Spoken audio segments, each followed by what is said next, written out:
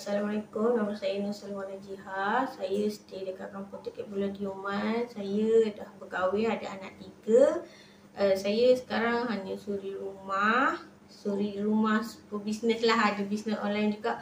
Saya berniaga tega. Dekat sini saya hantar kat vendor, peladang. And then saya sebelum ni saya kenal Nadi. Dekat Nadi ni banyaklah saya dapat belajar secara penghantaran pos daripada Bulan Tioman keluar macam mana. Lepas tu saya ada belajar Shopee juga, cara Shopee online, macam mana kita nak buka kedai dekat Shopee. Lepas tu saya ada buat live juga, buat live dalam page FB sendiri. Dengan live juga saya boleh dapat customer dari luar, walaupun hanya jual tega. Bukan hanya dulu hanya dekat vendor, hanya dengan penduduk setempat. So lepas saya buat live dekat Nadi ni, memang saya buat live dekat Nadi, pertama kali belajar dekat sini.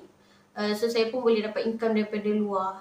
So hanya buat diorang tengok live, diorang PM saya nak barang, nak produk, saya submit dalam sistem dan HQ akan push lah dekat customer tu. So dari situ juga income saya bertambah, bukan hanya sekadar dalam kampung saja, dari luar pun saya dah dapat income. So macam saya suri rumah, sebulan 300 untuk sendiri pun dah rasa okey, dah rasa lega daripada duduk saja tak ada dari suami-suami lah. Saya dikenali sebagai ejen tega yang ada makanan ringan dan sneakers, senang bawa ke mana-mana, dan ada juga lauk untuk memudahkan para ibu, dan ada juga sambal, pelbagai sambal.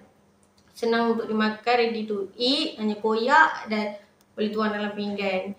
Sebelum ni saya hanya dapat pendapatan saya dengan komuniti setempat, dan lepas saya belajar online, dan saya juga dapat pasaran produk saya ke luar secara live, dan income saya pun bertambah, semakin bertambah lah selepas saya belajar dekat Nadi ni.